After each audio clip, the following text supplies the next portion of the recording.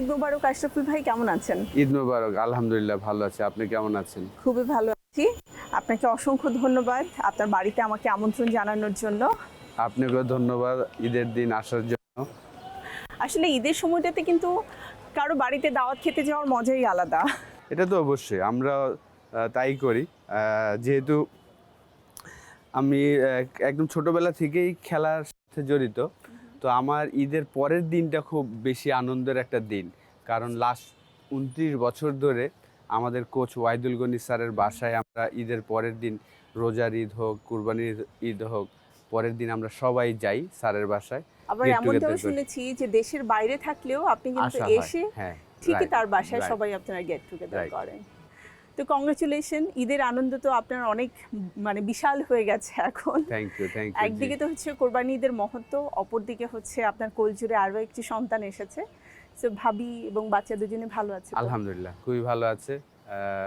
প্রথমে তো কন্যা সন্তান হয়েছিল, তারপর ছেলে, তারপর এখন আরেকটা ছেলে হলো। আলহামদুলিল্লাহ ছেলে এবং মেয়ে, মা ভালো আছে আলহামদুলিল্লাহ। এত চমৎকার ছাদ বাগান শখ কি আপনার নাকি পরিবারের সবার? না, যখন আমরা 2008-এ বাড়িটা করলাম তখনই আসলে আমার আব্বা এবং আমার ভাইয়ার খুব ছোটবেলা থেকেই বাগান নিয়ে খুব আগ্রহ আর কি। আচ্ছা, মানে গাছপ্রেমী। হ্যাঁ। তো ওইভাবেই আসলে তৈরি করা হয়েছে যেন আমরা ছাদটাকেও কিভাবে সেফ রাখা যায় এবং সুন্দর মতন বাগানটা বানানো যায়। তো আলহামদুলিল্লাহ আমরা প্রত্যেক বছরই আমাদের এইখানে 12 মাসই আমরা আম খাই। এটা একটা মজার বিষয়। এত সুন্দর আম, মানে আফসোস করতে হয় না যে আমের দিন আবার কবে আসবে। হ্যাঁ, না 12 মাসই আমরা আম খাইতে পারি। তো আপনি ক্রিকেট প্রেমী আর আপনার ভাই কি গাছ প্রেমী? আমার ভাইয়া, হ্যাঁ, পুরো ফ্যামিলিটা আসলে আমার ভাইয়াই দেখে আর কি। আব্বা মারা যাওয়ার পরে পুরা ভাইয়া, আব্বা থাকাকালীনও ভাইয়াই আসলে পুরো ঘরটা টেক কেয়ার করেছেন। তো আমি জাস্ট খেলি। আমি 6 মাস আগেও কিন্তু ইংল্যান্ডে প্রায় 4 মাস খেলে এসেছিলাম। যেহেতু আমরা জয়েন্ট ফ্যামিলি, আমার ভাইয়ার 2টা মেয়ে, একটা ছেলে, আমার এখন 2টা ছেলে হলো, একটা মেয়ে, তো আমার বোনের একটা ছেলে। তো আমরা সবাই জয়েন্ট ফ্যামিলি একসাথেই থাকি। তো পুরো ঘরটা আসলে ভাইয়াই দেখাশোনা করে। হ্যাঁ, কারণ আপনার আব্বু তো ইউপি চেয়ারম্যান ছিল, তাকে নিশ্চয়ই পলিটিক্স এবং নিজের দায়িত্ব নিয়ে অনেক বেশি ব্যস্ত থাকতে হতো। হ্যাঁ, 2বারের ইউনিয়ন পরিষদের চেয়ারম্যান ছিল, পুরো ব্যস্ত ছিল। সেই কারণে ভাইয়াই আসলে এই আমাদের বাসাটা লুক আফটার করতেন, এখনো তাই করেন। আমি জাস্ট বাসায় মেহমান হিসাবে থাকি। খেলার সময় যেহেতু এখন কোচ হিসাবে কাজ করছি, দেখা যায় যে মাসে প্রায় 20-25 দিন টিমের সাথে থাকতে হয়। দায়িত্ব আরো বেড়ে গেছে। ঈদ স্পেশাল যদি খাবারের কথা হয় তাহলে পরিবার থেকে কোন খাবারটা আশরাফুল ভাইয়ের জন্য একদম মাস্ট থাকতেই হবে? আমার ফেভারিট চালের রুটি। চালের রুটির সাথে গরুর মাংস হতে পারে, সেটা গরুর ভুঁড়ি হতে পারে আমার ফেভারিট, মুরগির মাংস। তো আমি যখন খেলতাম, আমার আম্মা, আমার বোন আর কি ট্যুরে যাওয়ার 7 দিন আগে এবং আসার পরের 7 দিন 3 বেলায় আমি চালের রুটি, গরুর মাংস বা গরুর ভুঁড়ি এটা আমার থাকতোই। এখনও সেই জিনিসটাই থাকে, চালের রুটিটা সবসময় থাকে ঈদের সময়, রোজার ঈদ হোক, কুরবানির ঈদ হোক। তো চালের রুটিটা মাস্ট থাকে। চেঞ্জ হোক, আপনার ট্র্যাডিশন চেঞ্জ হয়, আমার খাবার চেঞ্জ হয়নি আলহামদুলিল্লাহ, আল্লাহর রুচি দিয়েছে ভালো। না, কিন্তু আপনি যেভাবে নিজেকে ধরে রেখেছেন, কারণ মানে ক্যারিয়ারে তো আপস এন্ড ডাউন, আপনার লম্বা সময়ের একটা বিরতি সবকিছুই ছিল, বাট আমরা এটা আমি এবং মাশরাফি, আমার কাছে মনে হয় যে এই 2টা ক্রিকেটার আমরা চাইলেই মোটা হতে পারি, আবার চাইলেই শুকাতে পারি আর কি। জাস্ট 10 দিন 15 দিন যদি চেষ্টা করি যে না শুকাইতে হবে, তখন আমরা ওই ট্রেনিংটা ওইভাবে করি। যেমন এই লাস্ট 20টা দিন যখন নিউজিল্যান্ড আসলো এবং পাকিস্তান 2টা টেস্ট ম্যাচ, এই 20-25 দিনে আমার রুটিন ছিল যে এভরিডে রানিং করব। খেলা শেষে আমি জিমে যেয়ে প্রায় 30 মিনিটস রানিং, তারপর কোরে এক্সারসাইজ, এগুলো করে চেষ্টা করেছি অলমোস্ট 4-5 কেজি ওয়েট কমানোর। তো আলহামদুলিল্লাহ সেটা করতে পারি আর কি। আপনি আর কি ব্লেসড, আমি বলবো। আলহামদুলিল্লাহ, আবার খেতেও পারি, আমি সবচেয়ে বেশি খাই। আপনি যদি একটা 3টা বাটিতে রুটি রাখলেন, সাদা রাইস রাখলেন, আবার বিরিয়ানিও রাখলেন, মানুষ হয়তো একটা চয়েস করবে বা 2টা, আমি তিনোটাই খাবো এবং মজা করে খাবো। এটার একটা প্লাস পয়েন্ট হচ্ছে ছোটবেলা থেকেই তো খেলাধুলার সাথে যুক্ত, তো সারাদিন খেলার পরে তো অনেক টায়ার্ড থাকতেন, তখন তো আসলে মন ভরে খাওয়া যায়। এটার একটা মজার ঘটনা বলি। মাদারটেক থেকে ধানমন্ডি তো হেঁটে যেতাম, আর ধানমন্ডি থেকে গুলিস্তানে আমরা হেঁটে আসতাম সপ্তাহে 3 দিন, রবি, মঙ্গল, বৃহস্পতি। ওয়াহিদুল গনি স্যার। তো ধানমন্ডি থেকে গুলিস্তান তো অলমোস্ট 2-2.5 কিলো তো হবে না, আমি ঠিক জানি না, বেশি হতে পারে, মিনিমাম 5 থেকে 6 কিলো হওয়ার কথা। এইটা সপ্তাহে 3 দিন আমাদের রুটিন ছিল। ওয়াহিদ স্যারের সাথে প্র্যাকটিস শেষ করে হেঁটে হেঁটে আসতাম। তো আসার পরে আমার ফ্রেন্ড আশিক ভাই, উনি থাকে বাসাবো, তো উনি খুব সচেতন ছিল যে হেলদি ফুড খাবে। তো ওই হাঁটার পরে একটা ডাব নিতাম, তো উনি ডাবের পানি খেত, আমি বলি যে আমার ক্ষুধা লাগছে, আমাকে শ্বাসটা দিতে হবে। তো এই ছিল আমাদের রুটিন আর কি। তো হ্যাঁ আর কি আলহামদুলিল্লাহ খাবার আমাকে যেমন সব ঈদে আমাদের ক্রিকেটাররা, বিশেষ করে জাভেদ ভাই, ওনার বাসায় আমি রেগুলারই ঈদের ভাইয়া তো পুরান ঢাকার ওল্ড টাউনের খাবার, তো সব ভাবিরা আমাকে দাওয়াত দিয়ে পছন্দ করতেন, কারণ ওনারা যত আইটেম করতো আমি সবগুলা খেতাম।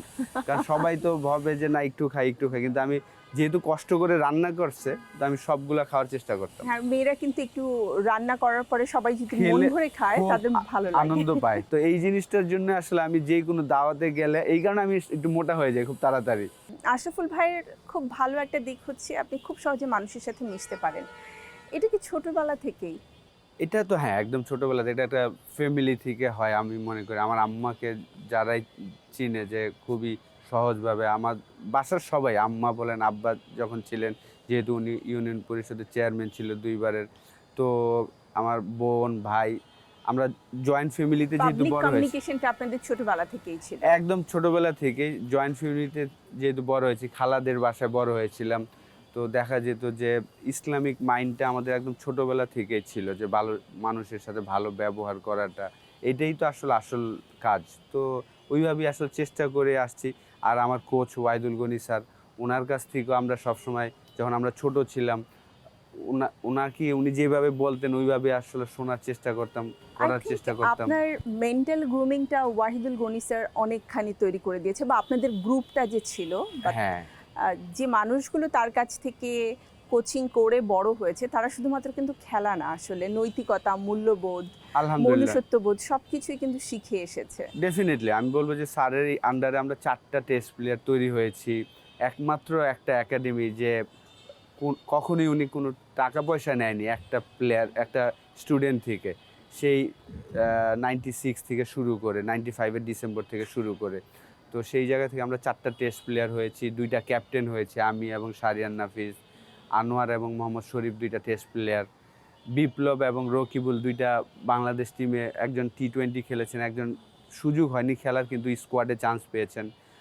আর প্রচুর, আমরা যখন আগে এজ লেভেল খেলতাম, দেখা যেত 8টা-9টা করে ওয়াইস স্যারের স্টুডেন্ট, অঙ্কুর ক্রিকেটার্সের স্টুডেন্টরা চান্স পেত। হ্যাঁ, তো স্যারের কাছ থেকে আসলে আমাদের ওই জিনিসগুলো শেখা, অ্যাজ এ মানুষ হিসাবে যেন মানুষ আমাদের ভালো বলে, এটাই আমরা চেষ্টা করি।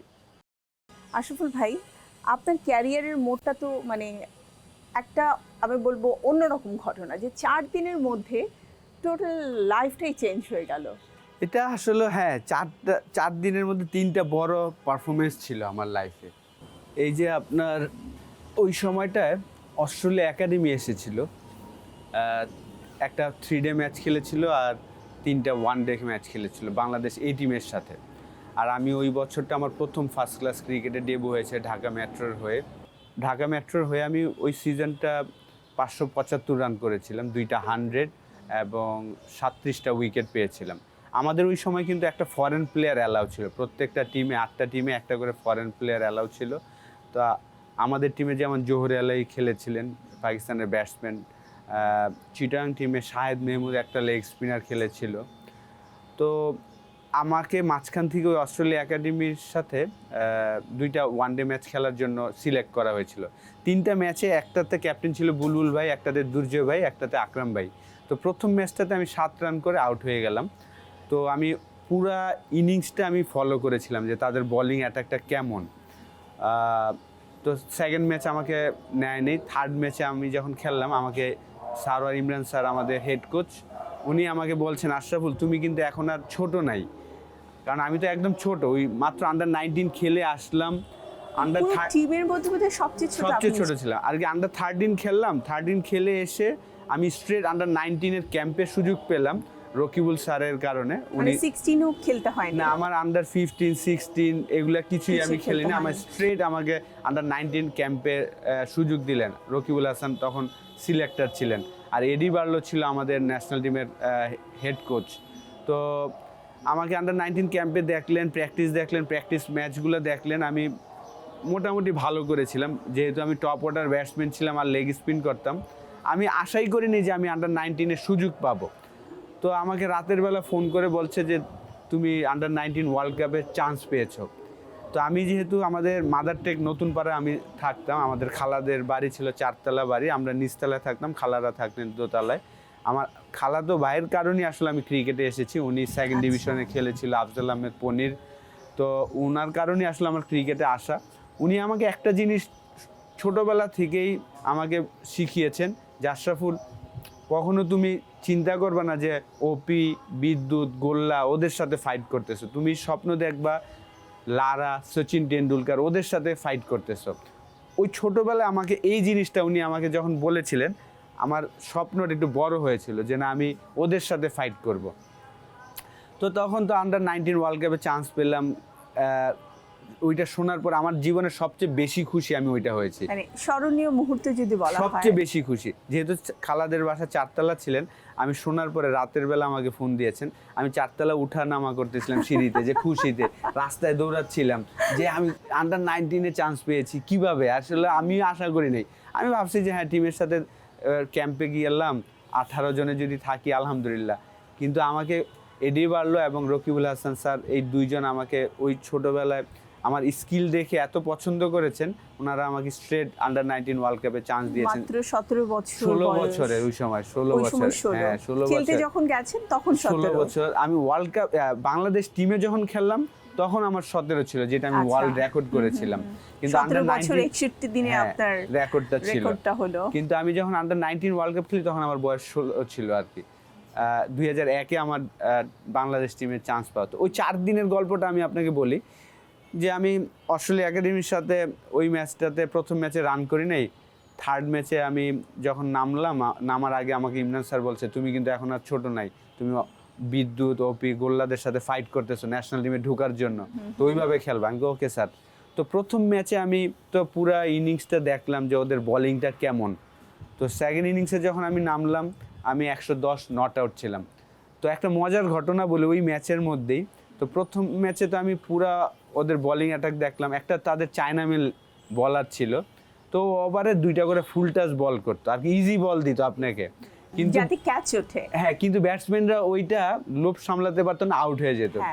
তো আকরাম ভাই আমার সাথে, তো আকরাম ভাইকে বলছে, আকরাম ভাই এই বলারটা কিন্তু ওভারে 2টা করে ফুল টাচ দেবে। তো আচ্ছা। তো ড্রিঙ্কসের আগে সে 2 ওভার বল করছে, একটা বলও ফুল টাচ দেয় নাই। তো ড্রিঙ্কসে আমাকে বলছে, এই তুমি না বললা ফুল টাচ দিবে, একটা ফুল টাচও তো দেয় নাই। তো আমি বলছি যে আকরাম ভাই দিবে, দেখেন। তো ড্রিঙ্কসের পরের ওভার আবার আসলো, এসে ফুল টাচ দিল, আকরাম ভাই মারলো 30 গজে আউট। তো উনি তো প্রথম 2 ওভারে দেয়নি, অবাক হয়ে গেছে যে দেয়নি। আমি বললাম ওটার জন্য প্রিপেয়ার ছিল না। কিন্তু আমি প্রথম ম্যাচে কিন্তু ফুল ওদের 50 ওভার বোলিং ফলো করছি, যে ওরা কে কি বল করে।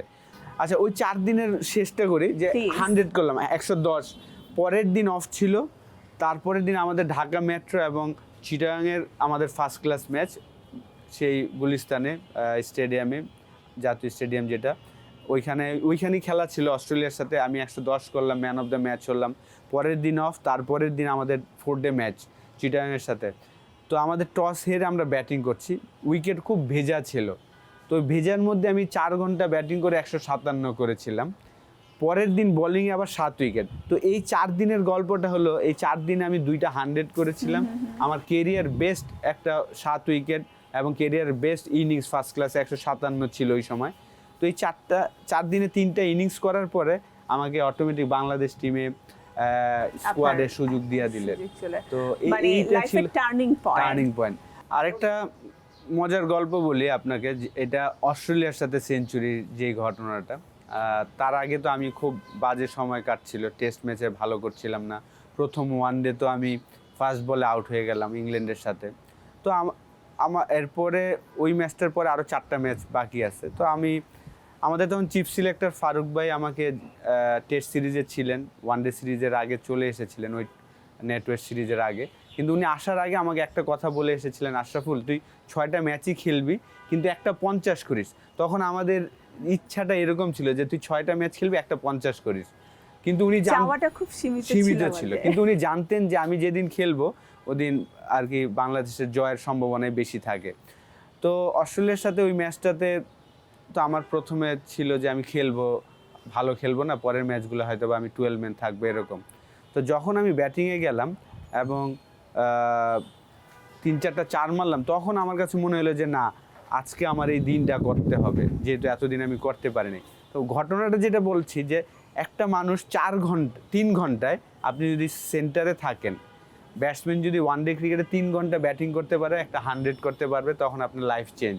তো আমি ওই 100 করার পরে বাংলাদেশের সেই ঐতিহাসিক জয় অস্ট্রেলিয়ার সাথে, তারপরে আমার সাথে সবাই সেলফি তুলছেন, আমি রাতারাতি একদম ইংল্যান্ডের সুপারস্টারের মতন। আমি কই যে এই কি। তো আমাদের এক ক্রিকেটার ছিলেন মুশফিক বাবু ভাই, তো ওনাকে আমি এই কথাটা বলতাম, বাবু ভাই মানুষের লাইফ চেঞ্জ হয় 3 ঘন্টায়, আপনি জাস্ট 3 ঘন্টা সেন্টারে থাকবেন, ব্যাটিং করবেন, একটা 100 হবে, আপনার লাইফ চেঞ্জ। তো এইটাই আর কি, যে একটা ব্যাটসম্যান ওয়ানডে ক্রিকেটে আপনাকে 3 ঘন্টা ব্যাটিং করতে হবে যদি একটা 100 করতে চান, আর টেস্ট ক্রিকেটে আপনাকে 4 ঘন্টা ব্যাটিং করতে হবে। 4 ঘন্টা যদি আপনি 2টা সেশন ব্যাটিং করেন, আপনি একটা 100 করতে পারবেন।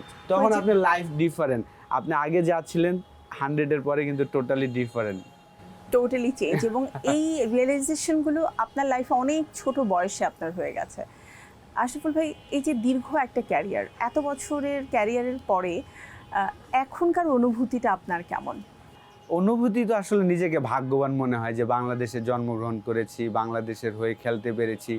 আমি যখন খেলা শুরু করেছিলাম তখন কিন্তু আমাদের টেস্ট স্ট্যাটাস পাইনি, আমরা যে জাস্ট ওয়ার্ল্ড কাপও যে খেলবো ওইটাও কিন্তু ছিল না। 97-এ যখন আমরা কেনিয়াকে হারালাম মালয়েশিয়াতে, আমি তখন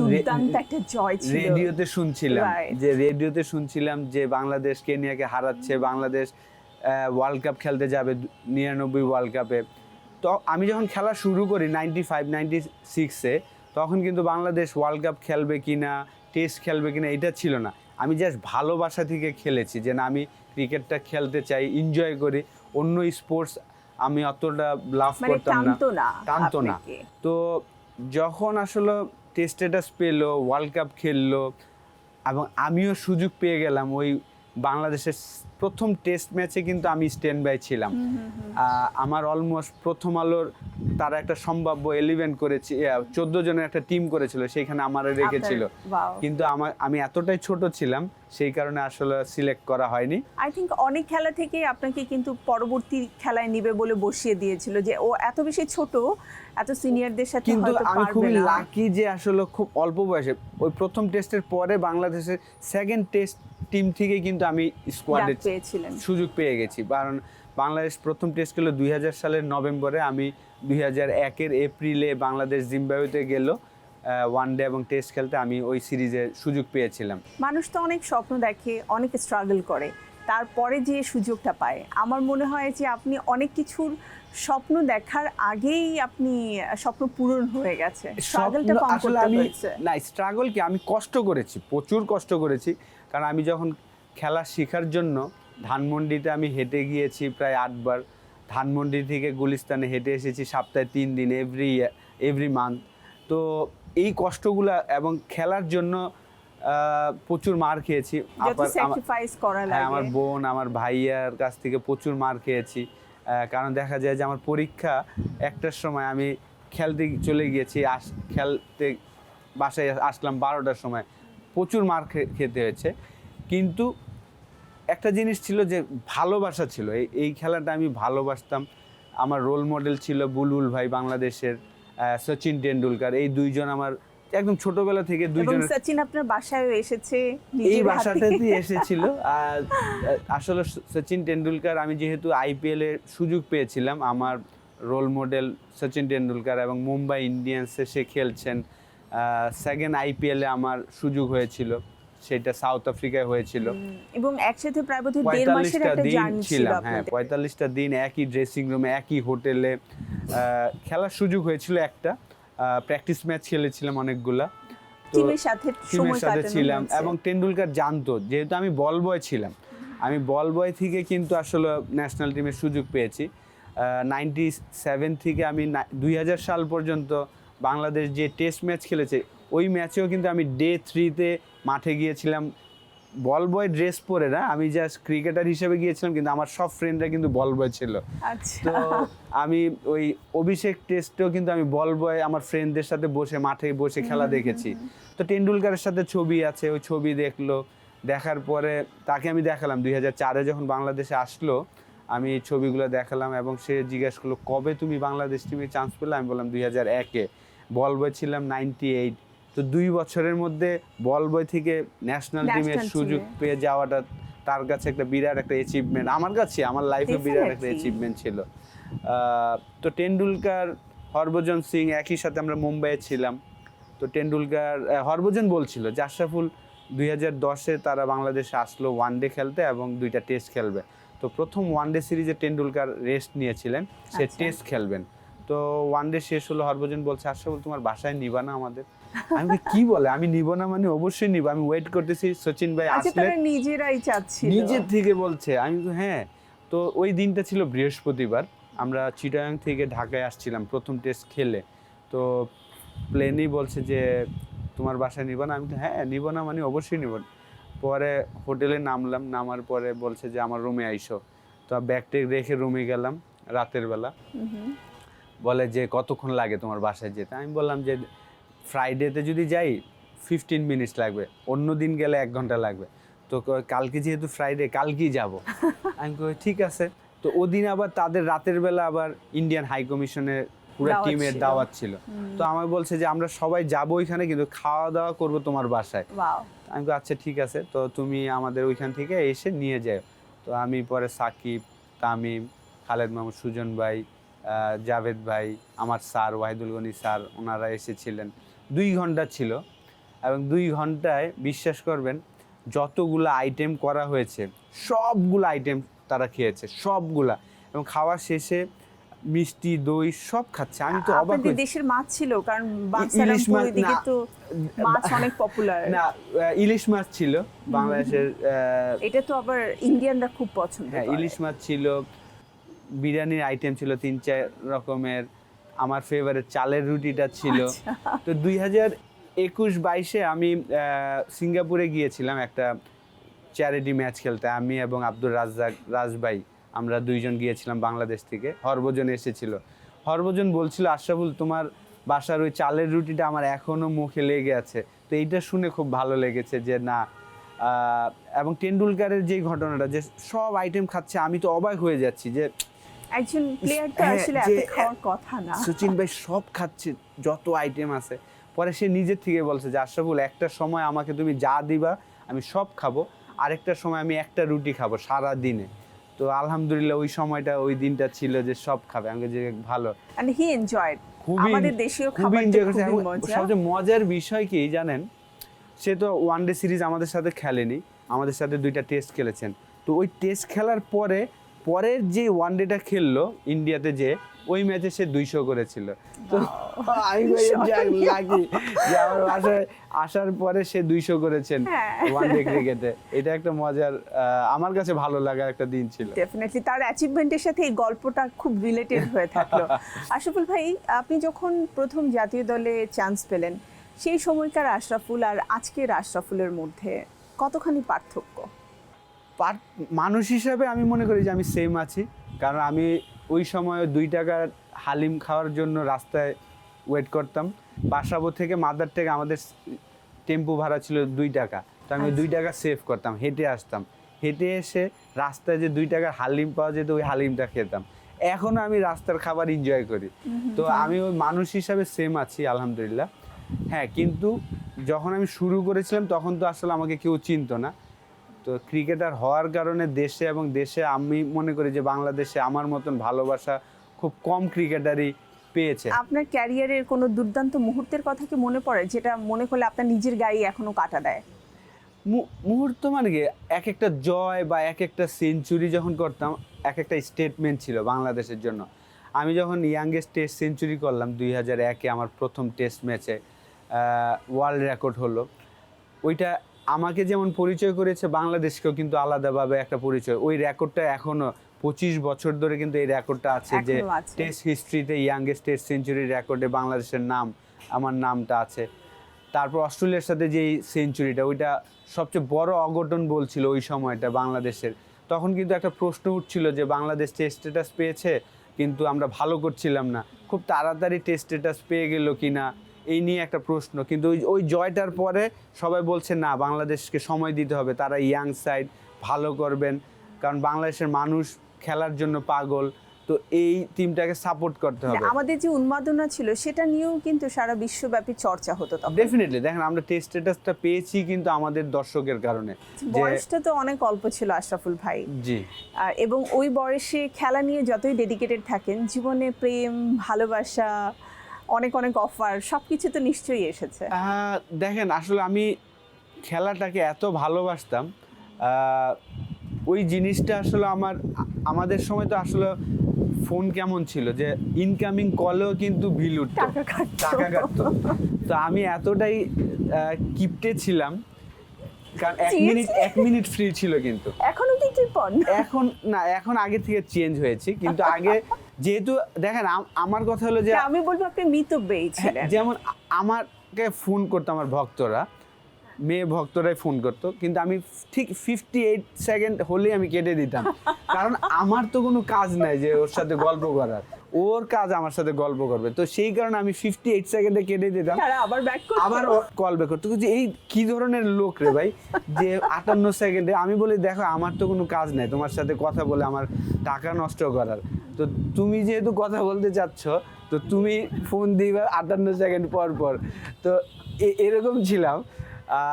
তো 2011 থেকে আসলে আমি সবসময় বলে আসছিলাম যে আমি যেহেতু আমি জয়েন্ট ফ্যামিলিতে থাকি, ভাইয়া ভাবি আব্বা আম্মা আমরা একসাথে থাকি, তো আমি জয়েন্ট ফ্যামিলিতে যেন থাকতে পারি এরকম একটা মেয়ে খুঁজছিলাম। তো 2011 ওয়ার্ল্ড কাপ থেকে আমি বলছিলাম যে আমি বিয়ে করব, এরকম যদি একটা মেয়ে পাই। তো তারপরে তো আমার একটা দুর্ঘটনা হলো, নিষেধাজ্ঞায় গেলাম 2013 সালে। তারপর 2015 ডিসেম্বরে আমার বিয়ে হলো। 11 ডিসেম্বর আপনার বিয়ের ডেট ছিল, রাইট? তো যার সাথে আমার বিয়ে হয়েছে আনিকা তাসনিম। আমি সবাই অনেক সময় শুনতাম যে ফেসবুকে অনেকের সাথে পরিচয় হয়ে বিয়ে হয়েছে, আমি কি বলে পাগল, কিভাবে সম্ভব? তো আমারও তাই হয়েছে। আচ্ছা, ফেসবুকের মাধ্যমে। তার মানে অসম্ভবকে সম্ভব করেছে। তো আমাকে রাতের বেলা সে নক করেছে, তো আমি প্রোফাইল পিকচারটা দেখে আমার ভালো লেগেছে। আচ্ছা। তো আমি দুপুরবেলায় আর কি মেসেজটা দেখলাম, দেখার পরে আমি আবার চ্যাটিংয়ে এতটা পারদর্শী না, তো আমি স্ট্রেট ফোন দিয়েছি। সে তো ফোন প্রথমে রিসিভ করেনি, তারপর আমি বলছি যে ও বিশ্বাস করে না যে এটা রিয়েল আশরাফুল কিনা। তো পরে মানে আশরাফুল তো ডাইরেক্ট কল দেওয়ার কথা না, হ্যাঁ, তো সে বিশ্বাস করেনি। পরে আমি একটা সেলফি তুলে ছবি পাঠালাম, তারপর আমি বললাম যে আচ্ছা তুমি তোমার নাম্বারটা দাও। তার মানে ভাবির প্রোফাইল পিকচারটা খুব সুন্দর ছিল, আমার ভালো লেগেছে যে আমি যেভাবে চাচ্ছিলাম, তো দেখে আমার ভালো লেগেছে। তারপর সে একটা নাম্বার দিল, ওই নাম্বারটাও ভুল। তারপর আমি বললাম যে এটা তো ভুল নাম্বার দিলা। পরে সে আসলে বিশ্বাসই করতে পারছিল না। পরে আমি আবার একটা সেলফি দেওয়ার পরে সে বললো যে আচ্ছা না, এটা মনে হয় সত্যি হতে পারে। তারপর তো কথা বললাম যে দেখো আমি এরকম খুঁজছি, আমরা জয়েন্ট ফ্যামিলি, তো সেও বলছিল যে না, আমার বাসায়ও বলছে যে ভালো ছেলে হলে তারাও হয়তো বিয়ে দিবেন। মানে আপনি ডাইরেক্ট প্রেম না, বিয়ে শাদী? হ্যাঁ, বিয়ে শাদী। যেহেতু আমার বিয়ে করার জন্য আমি অনেক দিন ধরে বলছিলাম। তারপর তো সে তো কথা হলো, পরে আমরা একদিন দেখা করলাম 15ই জুন। ওই দিনটা আমার একটা সিলেটে যাচ্ছিলাম সকালবেলা, আমার একটা শপ ওপেনিং করার জন্য। তো সকালবেলা যাচ্ছিলাম, হালকা বৃষ্টি হচ্ছিল। আচ্ছা, জুনে তো বৃষ্টি হয়, গরম, তো হালকা বৃষ্টি হচ্ছিল। তো ড্রাইভারকে আমি বারবার বলছিলাম, আমি পিছনের সিটে ঘুমাচ্ছিলাম, বলছিলাম যে স্লো যায়, কিন্তু 2-3 বার ব্রেক করছিল। পরে দেখলাম ট্রাকের ভিতরে চলে গিয়েছে, অ্যাক্সিডেন্ট, বিরাট অ্যাক্সিডেন্ট হয়েছে আপনার সিলেট কুমিল্লা সিলেট রোডে, রোডে আর কি। হ্যাঁ, এই কুমিল্লা সিলেট রোডে অ্যাক্সিডেন্ট হলো, গাড়ি একদম ভিতরে চলে গেল। পরে আমার ভাইয়াকে ফোন দিলাম যে ভাইয়া গাড়ি তো অ্যাক্সিডেন্ট হয়েছে। তো পরে ভাইয়া আসলো, আইসা আপনি অক্ষত ছিলেন? আমি আলহামদুলিল্লাহ ভালো ছিলাম, কিন্তু গাড়িটা একদম সামনে পুরো বিরাট একটা অ্যাক্সিডেন্ট হয়েছে। আমি ঠিক ছিলাম আলহামদুলিল্লাহ, ড্রাইভারটা আসলে ঘুমিয়ে গিয়েছিল। পরে তো চলে আসলাম বাসায়। তো আমি পরে ওকে টেক্সট করলাম যে আজকে তো এরকম একটা অ্যাক্সিডেন্ট হয়েছে, দেখা হয়নি, আজকে কি দেখা করা যায় কি না, কারণ দিনটা নষ্ট না করে যেহেতু আমি।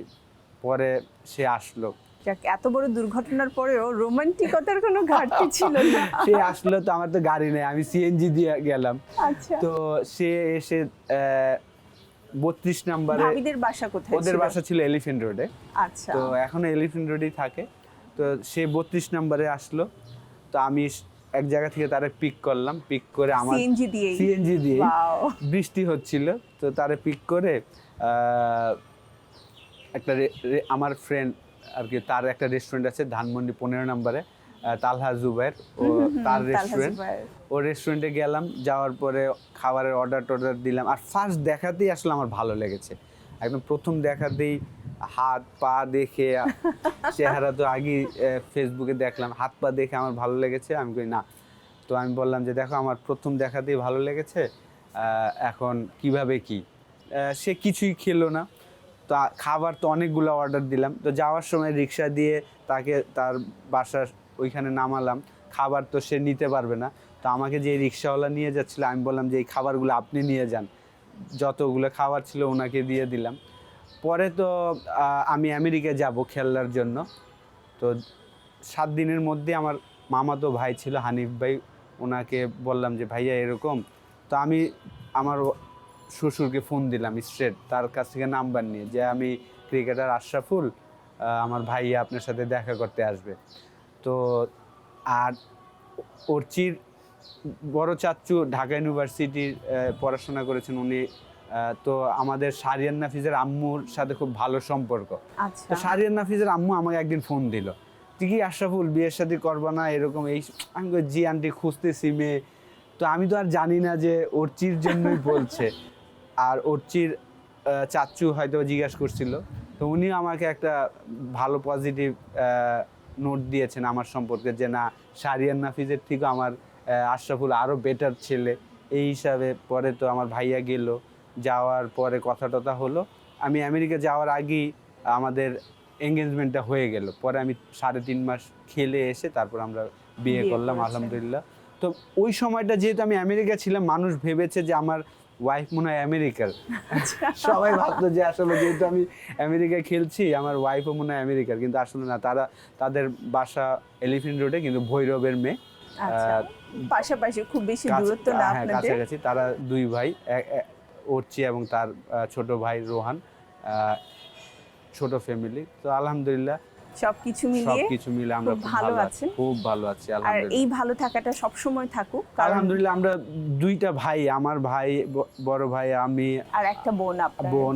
তো আমাদের সবাই চাহিদা খুব কম আলহামদুলিল্লাহ, এই কারণে আমরা খুব ভালো আছি। পারিবারিক বন্ডিংটা আপনাদের অনেক ভালো। খুবই ভালো। আমরা চাই আসলে এই ভালোবাসার ধারাবাহিকতা সব সময় থাকুক। আর বিশেষ করে একজন পুরুষের সবচেয়ে খারাপ সময়ে যে নারী তার পাশে থাকে, সে আসলে প্রকৃত অর্থে তার লাইফ পার্টনার হওয়ার জন্য যোগ্য। কারণ সবাই চায় তার জীবনসঙ্গী যেন তার সবচেয়ে খারাপ সময়টাতেই পাশে থাকুক। ভালো সময়ে তো সবাই থাকে। তো আশরাফুল ভাই, আমরা তো চাই আপনার জীবনটা এভাবেই সুন্দর কাটুক, কিন্তু কাজ নিয়ে তো এখনও আপনার অনেক ব্যস্ততা যাচ্ছে। আপনার লাইফের যে চড়াই উতরাই, একদম ছোট বয়স থেকে নিয়ে এখনো পর্যন্ত অনেক বড় বড় দায়িত্ব পালন করেছেন, অনেকগুলো রেকর্ড আপনার লাইফে রয়েছে। একটা বই লেখার ইচ্ছে আপনার ছিল, আমি যতটুকু জানি। হ্যাঁ, ওইটা আমার ইচ্ছা আছে। যেহেতু আসলে রিসেন্টলি জাস্ট বাংলাদেশ টিমে আবার ব্যাটিং কোচ হিসেবে কাজ করছি লাস্ট 6 মাস। তো এই পার্টগুলো ওইখানে যুক্ত হবে, সেই কারণেই একটু স্টপ আছে। কিন্তু আমার খুবই ইচ্ছা আছে যে আমার একটা বই লিখবো, এবং এই বইটা একটা বায়োপিক তৈরি করার আমার খুব ইচ্ছা। আমি যে কষ্ট করে বড় হয়েছি ওই জিনিসগুলো তুলে ধরা, এবং আমার আল্লাহর রহমতে অনেক ভাগ্যবান যে আমি অনেক জায়গায় অনেক ইজিলি অনেক কিছু পেয়েও গিয়েছি, এটা সত্যি কথা। মানুষের অনেক ভালোবাসা পেয়েছেন বহুত, এটা আমি আসলে এই কারণে আমি খুব ভাগ্যবান যে আমি দেশে এবং দেশের বাইরে, দেখেন আমি 2013-র পরে কিন্তু 2026 পর্যন্ত বাংলাদেশ টিমের বাইরে ছিলাম, কিন্তু কোনো অংশে আমি মনে করি না যে দেশে বা দেশের বাইরে যে কোনো জায়গায় আমাকে মানুষ ওই ভালোবাসাটা দেয়নি। একটা তামিম, সাকিব, মুশফিক, মাহমুদুল্লাহ যেই পঞ্চম পাণ্ডব বলেন, তাদের যেই সম্মানটা দেয়, আলহামদুলিল্লাহ আমাকেও সেই রেসপেক্টটাই আমি সব জায়গায় পেয়েছি, ভালোবাসাটা পেয়েছি। তো এটা আমি আল্লাহর রহমতই বলবো।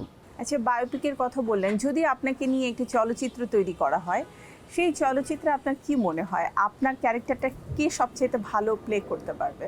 আমার কাছে মনে হয় যে সিয়াম যেহেতু ক্রিকেট খেলতে পারে, দুর্দান্ত খেলে, কিন্তু স্পোর্টস নিয়ে খুব আগ্রহ তার, একসাথে আমরা, সে যখন লন্ডন ল কলেজ পড়াশোনা করেছেন, হ্যাঁ আমিও ছিলাম, একটা ওই সময়টা একসাথে আমরা সময় কাটিয়েছি। তো আমার মনে হয় যে সে যদি হয় কখনো এই পার্টটা, সে সিয়াম খুব চমৎকারভাবে হয়তো বা করতে পারবে। নাম কি হতে পারে?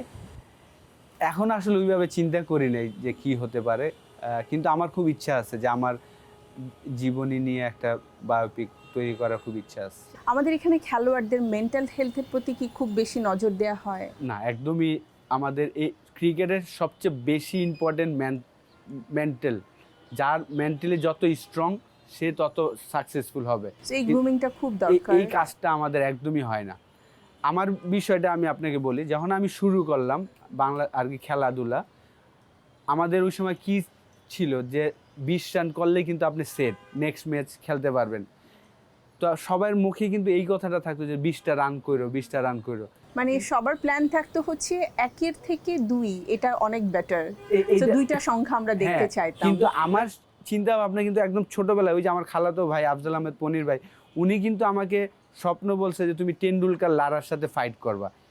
এই স্বপ্নটা যদি আমার চারোদিকে হইতো, সবাই বলতো যে না তুমি ওইভাবে ওইভাবে হবা, তাইলে কিন্তু আমার ভালো কিছু হওয়ার সম্ভাবনা থাকে। এখানে একটা মজার ঘটনা আমি শুনেছিলাম, সেটা হচ্ছে অপি ভাই আপনাকে প্রথম খেলার সময় বলেছিলেন যে তুমি কিন্তু এখানে আর আগের মতো পিটাতে পারবে না, মারতে পারবে না। রাইট। আর কি আমি যে জিম্বাবুয়েতে গেলাম, তো আমাকে বলছে যে অপি ভাই, জাশরাফুল তুই যেভাবে ডোমেস্টিকে মারস, এত অ্যাগ্রেসিভ কিন্তু এখানে খেলতে পারবি না। এই যে একটা নেগেটিভ ওয়ার্ড, আমি বলছি কেন পারবো না, আমি বলছি না, আমার নিজে বলছি যে আমি দেখাই দিব যে আমি কেন পারবো না।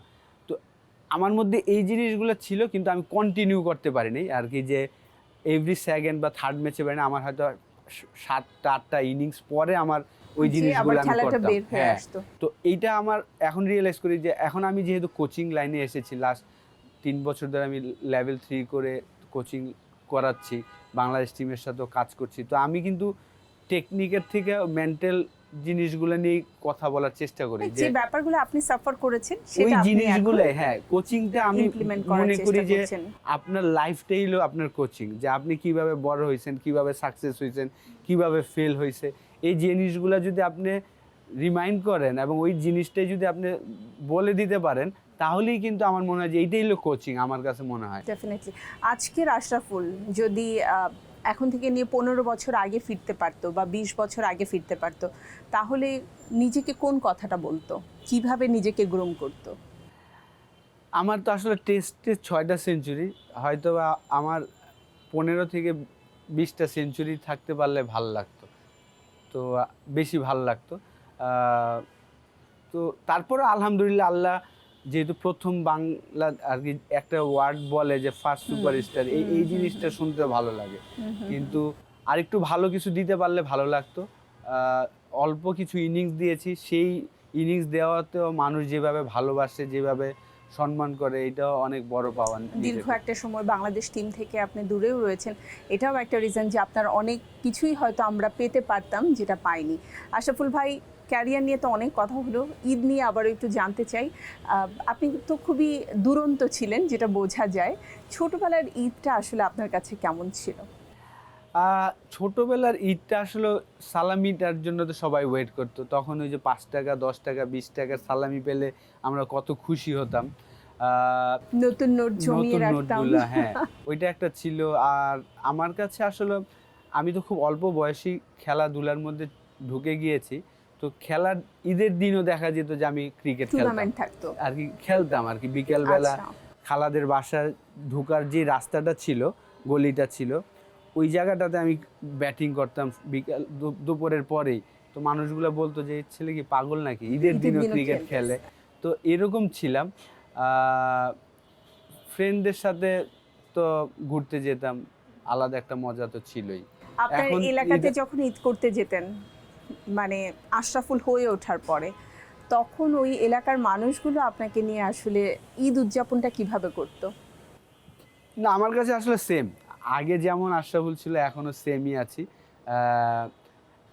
একটু ভালোবাসা বেশি, কিন্তু মানুষ হিসাবে আমাকে সেমভাবেই দেখে, যে না ওই ছোটবেলার আশরাফুল এখনো ওই একই আছে, এরকমই। আর আগে তো আসলে সালামি পেতাম, এখন সালামি দিতে হয়, দেওয়ার পরিমাণটা নিশ্চয়ই অনেক বেশি। যদিও আসলে আমাদের বাসার সব বাচ্চারা সালামি যেটা পায় ওইটা আবার আমাকেই দিয়ে দেয়। তাদের আম্মুদের দেয় না, আমাকেই দেয়, কারণ যেহেতু আমি যখন বাসায় থাকি আমি তাদের নিয়ে প্লেগ্রাউন্ডগুলোতে নিয়ে যাই, তো সেই কারণে সবগুলা অ্যামাউন্টগুলো আমার কাছেই চলে আসে। মানে বাচ্চারা হচ্ছে আপনার ভক্ত। সবগুলো। আপনার বড় ভাইয়ের ছেলেও হচ্ছে ক্রিকেট খেলছে, সে বিকেএসপিতে আছে, ক্লাস 10-এ 7-এ ভর্তি হয়েছে, left handy batsman, left arm spinner, ভালো, আর সেও ভালো খেলছে। তার চোখে চাচা কেমন? এটা তো আপনি আসলে তাকে জিজ্ঞেস করলে বলতে পারবেন, কিন্তু আমি চেষ্টা করি সবগুলা, যেহেতু আমি অল্প সময় থাকি, সবাইকে নিয়ে যত আনন্দ দেওয়া যায় তাদেরকে সেই আনন্দ দেওয়ার চেষ্টা করি। বাচ্চাদের সাথে আসলে তাদের মতো করে মেশার চেষ্টা করেন? আমি আসলে খুব ফ্যামিলি, হ্যাঁ, আমি যখনই বাসায় থাকি আমার ভাইয়ার বাচ্চাগুলো বলেন, আমার বাচ্চা বলেন, সবগুলো আমি যেমন আমার বাচ্চাদের গোসল করানো থেকে শুরু করে খাওয়া দাওয়া, পুরো সময়টা আমি দেই, যেহেতু আমি অল্প সময় থাকি, পুরো সময়টা আমি ওদের দেওয়ার চেষ্টা করি। আমি যতটুকু জানি আপনি আপনার নিজের বাচ্চাদের টেক কেয়ার করে থাকেন যখনই সময় পান। এটা সত্যি কথা আর কি। 6 মাস বয়স থেকে আসলে তাদের কমোডে নিয়ে বসে টয়লেট করানো, এই জিনিসগুলো আর কি আলাদা একটা মজা। প্যাম্পার্স পরে দেওয়া, খোলা, এই জিনিসগুলো আসলে আমার এক ফ্রেন্ডের থেকে আমি আসলে এই জিনিসটা দেখেছি। ইংল্যান্ডে থাকে জুয়েল ভাই, ওনারকে দেখতাম যে ওনার বাচ্চাকে উনি পুরা যত্ন করছেন, ওই জায়গা থেকে আমার এই জিনিসটা এসেছে যে আমার বাচ্চাদের আমি, যেহেতু আমি সব সময় থাকি না, অল্প সময় থাকা হয়, কিন্তু আমি চেষ্টা করি পুরো সময়টা তাদেরকে দিয়ে তাদের এন্টারটেনমেন্ট করার চেষ্টা করি। এবারের ঈদে আপনার পরিবারের জন্য আপনার স্পেশাল কি ছিল? মানে গরু কেটেছেন, খাসি কেটেছেন, অথবা রান্নাঘরে একটু সময় দিয়েছেন, কোনটা ছিল?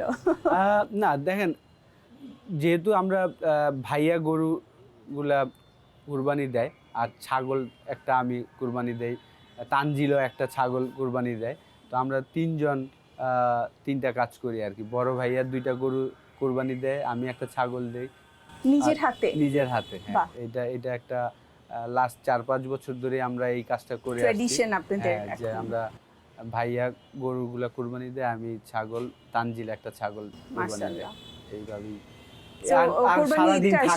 শুরু হয়। ফ্রেন্ডদের সাথে সময় কাটানো ঈদের দিন আসে, আমার ফ্রেন্ডরা বাসায় আসে সন্ধ্যার পরে, সবাই আসে, আইসা একসাথে খাওয়া দাওয়া করি।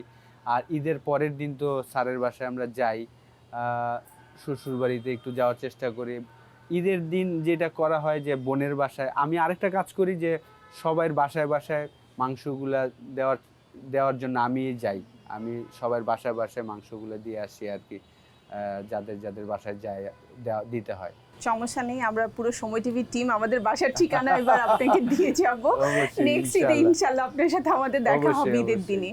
খুব ভালো লাগলো আশরাফুল ভাই আপনার সাথে আড্ডা দিয়ে, আর এতটা সময় দিয়েছেন। বিশেষ করে পরিবারের নতুন একজন অতিথি এসেছে, ঈদের সময়টা অনেক ব্যস্ততা থাকে, কিন্তু ব্যস্ততার মাঝেও যে আপনি আমাদের সাথে রয়েছেন, এটার জন্য সময় টিভির পক্ষ থেকে অনেক অনেক ধন্যবাদ। আপনাকেও ধন্যবাদ, সবাইকে ধন্যবাদ।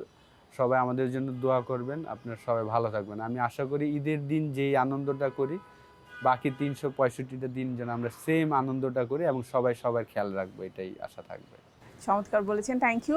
আপনার ছাদ বাগান আরও একটু ঘুরে দেখতে চাই, এত মানে মজার মজার আম হয়ে আছে, আমরা একটু নামগুলো জানবো। হয়তো নামগুলো বলতে পারবো না, কিন্তু হ্যাঁ বিভিন্ন কালারের আপনি ট্রাই করতে পারেন অবশ্যই। ওকে, চলুন।